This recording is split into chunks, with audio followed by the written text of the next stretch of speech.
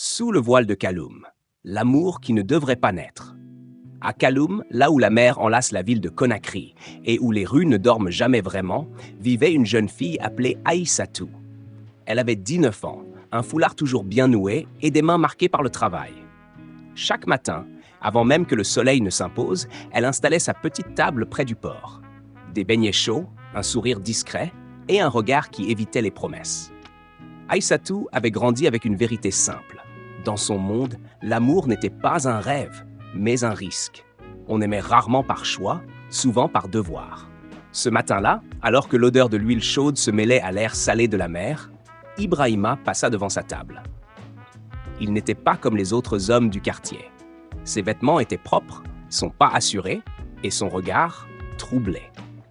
Ibrahima était le fils unique d'un grand commerçant de Kaloum. Son avenir était déjà écrit avant même qu'il ne sache lire. Une épouse choisie par la famille, un mariage d'alliance, une réputation à préserver. Mais lorsqu'il croisait les yeux d'Aïssatou, tout ce qu'il croyait immuable vacilla. Ils ne se parlèrent pas ce jour-là. Il posa l'argent sur la table, prit un beignet et s'éloigna. Mais son regard resta. Les jours suivants, il revint. Toujours à la même heure. Toujours avec ce silence chargé de mots non dits.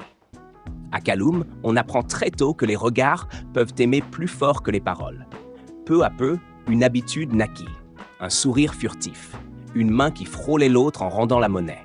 Un battement de cœur trop rapide pour être ignoré. Mais à Kaloum, aucun amour ne reste invisible longtemps. Les femmes du quartier commencèrent à murmurer. Les hommes à observer. Et les rumeurs, comme le vent de la mer, finirent par atteindre les familles. La mère d'Ibrahima fut la première à parler. Sa voix était douce, mais ses mots tranchants. Cette fille n'est pas de notre rang. Ce genre d'amour détruit les maisons. Le père d'Aïssatou, lui, ne cria pas. Il regarda simplement sa fille et dit « Un homme riche ne regarde jamais une fille pauvre sans intention cachée. Protège ton honneur. » L'amour, soudain, devint une faute. Le silence, une obligation. Une nuit, alors que Kaloum s'endormait sous les lampadaires fatigués, Ibrahima attendit Aïssatou près du port. La mer était calme, comme si elle écoutait. Il parla enfin. Il parla de son cœur, de sa peur, de son envie de briser les murs dressés entre eux. Puis il posa une question simple mais lourde. « Si je te choisis, es-tu prête à perdre tout le reste ?»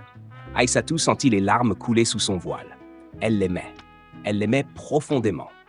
Mais elle connaissait le prix de cet amour. À Kaloum, certaines histoires ne sont pas faites pour triompher. Elles sont faites pour enseigner.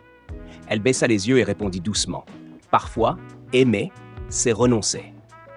Ils se séparèrent cette nuit-là, sans cri, sans promesse, juste avec un amour intact, mais enfermé. Les années passèrent. Ibrahima se maria comme prévu. Aïssatou continua à vendre ses beignets, le regard plus fort, le cœur plus silencieux. À Kaloum, personne ne raconte leur histoire à voix haute, mais ceux qui ont vu leur regard savent une chose. Sous le voile de Kaloum, un amour est né. Un amour qui ne devait pas naître, mais qui n'a jamais disparu.